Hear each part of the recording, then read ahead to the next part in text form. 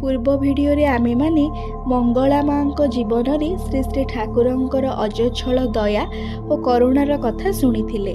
आसंतु आज मंगला माँ जीवन श्री श्री ठाकुर को नहीं उत्तरोत्तर भावे किपरि आगे थिला सेही विषय रे सुनिबा। किछि दिन मध्यरे ही मु सेमानंक सह मिसिगली। समस्ते ही मते निजर करिनेले। बड़ माँ मते आउ ठाकुरंक छोट भौणी गुरुप्रसादी को एका सांगरे खाइबा को डाकंती। मु ठाकुरबाड़ी रे रुहे और खाए। आउ समस्ते किए निजर संसार रे तो किए आनंद बजार रे खाआंती। एही महा आनंदर सागर रे भासी भासी केतेबेले जे मोर 18 वर्ष पार होई जाइछि ताहा मु जाने ना। एहा मध्यरे हठात दिने माँ अर्थात माता मनमोहिनी देवी प्राय 10 भरी सुनार गहना देई मते कहिले ठाकुर तते पिंधिबाको देइछि। कान फूल चूड़ी रुली हार मुदी इत्यादि मो गहना गुड़िक पिंधि ही ठाकुर को प्रणाम करने गली। प्रणाम करी उठी ठिया हुए ही ठाकुर सेठारे बसिथिबा जणे दादा को कहिले मंगलार बाहाघरर बयस होइछि। तापाई कुलीन ब्राह्मणर गोटे भल पुओ देख तो ताकू मु विवाह देबी। कथाटा शुणी मोर छाती थरी उठिला। सर्वनाश पुणी बाहाघर। यही स्वाधीनता समस्तंकर भल पाइबा एते आनंद एही आश्रम छाड़ी कौन रही हेबो? ना ना केबे मध्य ताहा संभव नुहे। मोर मुह दे हठात आपे आपे ही बाहरी आसिला ना ना ठाकुर मु आउ बाहा हेबेनी। ठाकुर कहिले तोर तो स्वामीर कथा मने नाही। तू कुमारी मु कहूची तू बाहा हेले कौनसी दोष हेब नाही। मु सेही समय रे टिके प्रकृतिस्थ होइछि। तेणु शांत भावरे ही कहिले ठाकुर जेतेबेले पड़ा पड़ोसी घरे बाहाघर हुए मोर बाहाघर देखा खूब इच्छा हुए। सेतेबेले विवाह करने तो दूरर कथा बाहाघर देखा पर्यंत दियंती नाही मते। सेतेबेले किए मोर बाहाघर कथा कहंतीनी। वर्तमान एते आनंद एही आश्रम आउ आपणको छाड़ी मु रही पारिबी नाही। बाहा हेले तो यही सब छाड़ी रहिबाकू हेबो। ता छड़ा पुणी जदि किछि हुए ना ना ठाकुर सेही कथा आपण आउ कहिबे नाही मते। गुरुप्रसाद के तो आपण बाहा हेबा पाई निषेध करिसंती। मु भी ताहा सह एठारे माँ पाखरे रहिबी कही ठाकुरंको मुह आड़कू चाही रहिली। ठाकुर आउ किछि कहिले नाही, चुप करी रहिले। आउ कौनसी दिन ठाकुर मोर बाहाघरर कथा कहि नाहंती। एही समय रे मंगला माँ को मु प्रश्न करिली अच्छा ठाकुरंको आपण कौन बोली मने करंती? मंगला माँ कहिले परम आश्रय परम बांधव एकांत आपणार बोली मने करे। टिके रही पुणी कहिले देख ठाकुर जे कौन ताहा मु आजी मध्य बुझी पारिनी। से नारी ना पुरुष माँ ना बाबा। मोर मौसा मौसी तो मते माँ बाबा पर ही भल पाती किंतु ठाकुरंकर भल पाइबा पाखरे ताहा अति तुच्छ मने हुए। केवल मते ही नुह ठाकुर समस्तंकु ही भल पाती। आउ समस्ते ही अनुभव करती जे ठाकुर समस्तंक ठारू मते ही अधिक भल पाती। से एक अद्भुत अनुभूति कही बुझाई हेब नाही।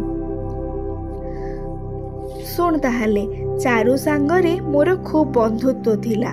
सेतेबेले आश्रम रे इटा काटिबार जुग चलीछि। परदिन इटा थाक करी सजा हेब पोड़ीबा पाई। कथा हेउछि आमे झियो माने निशुणी रे चढ़ी इटा देबु आउ पुओ माने सेही इटा पोड़ीबा पाई थाक सजाइबे। थाक सजाइबा और इटा बोही आनिबा कठिन और श्रमसाध्य। तेणु कामटी पुओ माने करिबे आउ आमे माने निशुणी उपरे ठिया होई सेही इटा गुड़िक उपरको बढ़ाई देबु। ठाकुर और माँ सेठारे रहिबे। ठाकुर चारु को लक्ष्य करी कहिले तुमे माने तो काली निशुणी रे चढ़िबो। सुण तले पुओ माने थिबे। तुमे माने वर्तमान बड़ होई जाइछ। तेणु सेठाकू जिबा पूर्वरु पिंधा कपड़ा भितरे पैंट पिंधि नब। आउ तुमे माने अंतवस्त्र पिंध ना कौन पिंध सेटा ब्लाउज रो भितरे पिंधि नेब। बुझिल?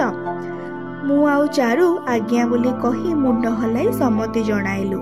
एथर बुझ। सेही मुहूर्त रे मने हेउथिला सी आम मानंकर माँ। कारण माँ ही झियो को एपरी कथा कहि पारे। एही चारुलता को ठाकुर परवर्ती काल रे तांकरी भक्त शिष्य कालू आइचर सह विवाह कराइथिले। से मध्य आश्रम कर्मी थिले। मु जेतेबेले मंगला माँ को देखे सेतेबेले तांकु ଖାଣ୍ଟି ବିଧବାର ବେଶରେ ଦେଖିଥିଲି। ତେଣୁ ସ୍ୱଭାବତଃ ହିଁ ପ୍ରଶ୍ନ କରିଲି, ଆପଣଙ୍କୁ ତ ଠାକୁର କୁମାରୀ ଝିଅ ପରି ରଙ୍ଗୀନ ଶାଢ଼ୀ ଗହଣା ପିନ୍ଧାଇଥିଲେ, ଆଉ ଆପଣ ପୁନରାୟ ବିବାହ ବି କରିନାହାନ୍ତି। ତେବେ ଏହି ପ୍ରକାର ପୋଷାକ କେବେଠାରୁ ପିନ୍ଧିଲେ, ଆଉ କାହିଁକି ବା ପିନ୍ଧିଲେ? ମଙ୍ଗଳା ମା କହିଲେ, ଯେଉଁଦିନ ଠାକୁର ଆମମାନଙ୍କୁ ଛାଡ଼ି ଚାଲିଗଲେ ସେହିଦିନ ମନେ ହେଲା ମୁଁ ଏକା ସାଙ୍ଗେ ବାବା, ମା, ସ୍ୱାମୀ ସବୁ ହରାଇଛି। ପ୍ରଥମେ ହିଁ ମନେ ହେଲା ସେହି ପ୍ରଥମ ଦିନର କଥା। ବିଧବାର ବେଶରେ ହିଁ ତ ମୁଁ ଠାକୁରଙ୍କ ପାଖକୁ ଆସିଥିଲି। ମୁଁ ତ ସତରେ ହିଁ ବିଧବା। ଠାକୁର ମୋର ସେହି ବେଶ ସହ୍ୟ କରିପାରିଲେନି, ତେଣୁ ରଙ୍ଗୀନ ଶାଢ଼ୀ ଗହଣା ପିନ୍ଧାଇଥିଲେ। କୌଣସି ପିତା ହିଁ ସନ୍ତାନର ବିଧବା ବେଶ ସହ୍ୟ କରିପାରେ ନା। ଯିଏ ମୋତେ ସେହି କୁମାରୀ ବେଶରେ ସୁନ୍ଦର ଦେଖନ୍ତି ସେ ତ ଚାଲିଗଲେ, ଆଉ କାହା ପାଇଁ ପିନ୍ଧିବି? ବରଂ ବିଧବାର ଯେ ଆଦର୍ଶ ପୋଷାକ, ଏବେଠାରୁ ତାହା ପିନ୍ଧିବି। ସେହିଦିନ ଠାରୁ ଏହି ପୋଷାକ ପିନ୍ଧୁଛି। ମୁଁ ଜାଣିବାକୁ ଚାହିଁଲି, ଆପଣଙ୍କର ସେହି 10 ଭରି ସୁନାର ଗହଣା ଗୁଡ଼ିକ କ'ଣ କରିଲେ? ସେ କହିଲେ, ବଡ଼ଦାକୁ ଦେଇଦେଇଛି। ଏବେ ଆଉ ସେଗୁଡ଼ିକ ମୋର କେଉଁ କାମରେ ଲାଗିବ? ବାବାଙ୍କର ଅବର୍ତ୍ତମାନରେ ବଡ଼ଦା ହିଁ ତ ଆମମାନଙ୍କର ଅଭିଭାବକ। ଆହୁରି ଖୁଟିନାଟି ଅନେକ କଥା ହିଁ ହୋଇଥିଲା ମଙ୍ଗଳା ମାଙ୍କ ସାଙ୍ଗରେ, କିନ୍ତୁ କଥାଗୁଡ଼ିକ ଏତେ ଗୁରୁତ୍ୱପୂର୍ଣ୍ଣ ନାହିଁ। ମୋର ସ୍ପଷ୍ଟ ମନେ ବି ନାହିଁ, ଆଉ ଲେଖାର ପ୍ରୟୋଜନ ବୋଧ କରେ ନା। କିନ୍ତୁ ମଙ୍ଗଳା ମାଙ୍କର ସବୁ କଥା ଶୁଣିବା ପରେ ମୋର ଯାହା ଅନୁଭୂତି ହୋଇଥିଲା ସେ କଥା ନ ଲେଖି ରହିପାରିବି ନାହିଁ। ଗୋଟିଏ ପଟେ ବିଦ୍ୟାସାଗର ମହାଶୟଙ୍କ ବିଧବା ବିବାହ ଆନ୍ଦୋଳନ, ଅନ୍ୟପଟେ ସ୍ୱାମୀ ବିବେକାନନ୍ଦଙ୍କ ନାରୀ ଶିକ୍ଷା, ନାରୀ ସ୍ୱାଧୀନତାର ଆନ୍ଦୋଳନ ସହରାଞ୍ଚଳକୁ ଆନ୍ଦୋଳିତ କରି ତୋଳିଲା। ସହରର ଶିକ୍ଷିତ ସମାଜର ମଣିଷମାନେ ଏହି ଆନ୍ଦୋଳନକୁ ସମ୍ମାନ ଜଣାଇଥିଲେ ଠିକ୍ ହିଁ, କିନ୍ତୁ ବାସ୍ତବ ଜୀବନରେ ପ୍ରତିଷ୍ଠା ଦେବାକୁ ଭୟ ପାଇଛନ୍ତି ଅନେକ ହିଁ। ଠିକ୍ ଏହି ପ୍ରକାର ବିତର୍କିତ ସାମାଜିକ ପଟ୍ଟଭୂମିରେ ସହରଠାରୁ ଅନେକ ଦୂରରେ ପ୍ରତ୍ୟନ୍ତ ଗ୍ରାମାଞ୍ଚଳରେ ମାତା ମନମୋହିନୀ ଦେବୀ ଓ ପୁତ୍ର ଅନୁକୂଳ ଚନ୍ଦ୍ର ନୀରବରେ ଏହି ଆନ୍ଦୋଳନକୁ ବାସ୍ତବ ରୂପାୟନ ଦେଇଛନ୍ତି। ଶୁଣିଛି ଲୀଳାବତୀ ନାମକ ଜଣେ ବାଲ୍ୟ ବିଧବାକୁ ଜଣେ ବିପତ୍ନୀକ ରୀତି ସହ ବିବାହ ଦେଇଥିଲେ ମାତା ମନମୋହିନୀ ଦେବୀ। ଏତେ ହିଁ କୁସଂସ୍କାର ମୁକ୍ତ ଥିଲା ସତ୍ସଙ୍ଗ ଆଶ୍ରମ, ଯାହାର ପ୍ରତିଷ୍ଠାତା ଶ୍ରୀ ଶ୍ରୀ ଠାକୁର ଅନୁକୂଳ ଚନ୍ଦ୍ର ଓ ପ୍ରଥମ ପ୍ରେସିଡେଣ୍ଟ ମାତା ମନମୋହିନୀ ଦେବୀ, ଏବଂ ଯାହାର ଆଦର୍ଶ ସତ୍ ଭାବେ ସମସ୍ତଙ୍କୁ ନେଇ ବଞ୍ଚିବା ବଢ଼ିବାର ପଥରେ ଚାଲିବା ହିଁ ଧର୍ମ। ଆଜି ପାଇଁ ଏତିକି। ପରବର୍ତ୍ତୀ ଭିଡ଼ିଓରେ ଆଉ ଜଣେ ଆଶ୍ରମିକ ମାଙ୍କ ଜୀବନରେ ଶ୍ରୀ ଶ୍ରୀ ଠାକୁରଙ୍କର ଦିବ୍ୟ ଏବଂ ଅଲୌକିକ ଲୀଳା କାହାଣୀର କଥା ଶୁଣିବା। ଜୟ ଗୁରୁ।